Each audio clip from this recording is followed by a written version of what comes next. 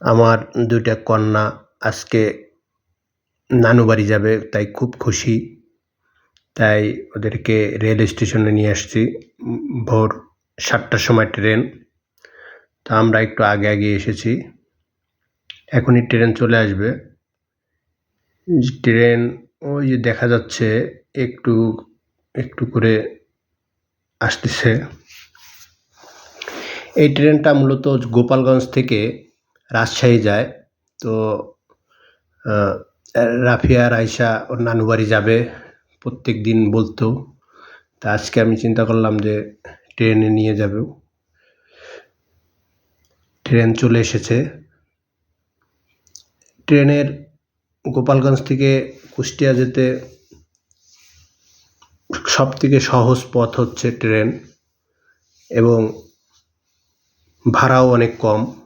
এক সিট ১৪৫ টাকা করে নরমাল। ট্রেন চলে এসেছে। এখন বাবুদের ট্রেনে উঠাতে হবে। আমাদের ট্রেনের বগি হচ্ছে ঝ ১৯৬।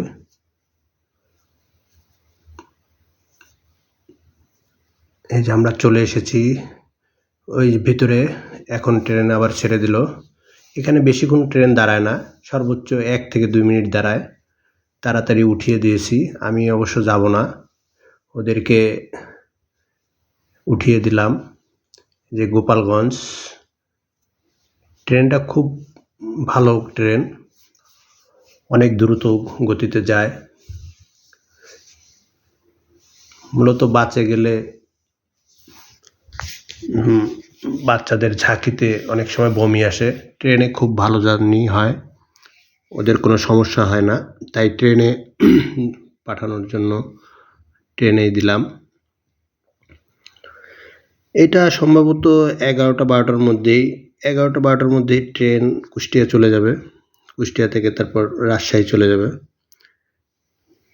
গোপালগঞ্জ থেকে যারা ট্রেন যাতায়াত করতে চান তারা গোপালগঞ্জ থেকে এই ট্রেনে উঠতে পারবেন। ভোর ৭টার সময় ছাড়ে।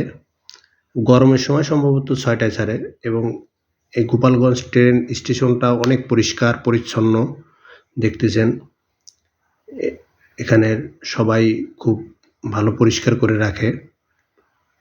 খুব সুন্দর রেল স্টেশন। আমি কয়েকবারই গেছি, যার কারণে ওদেরকেও এই ট্রেনে দিলাম। ট্রেন জার্নি ভালোই লাগে।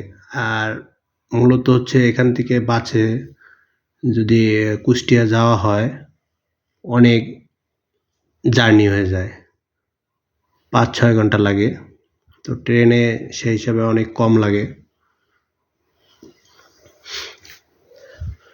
আর রাজশাহী যেতে হলে তো ট্রেনের বিকল্প বাস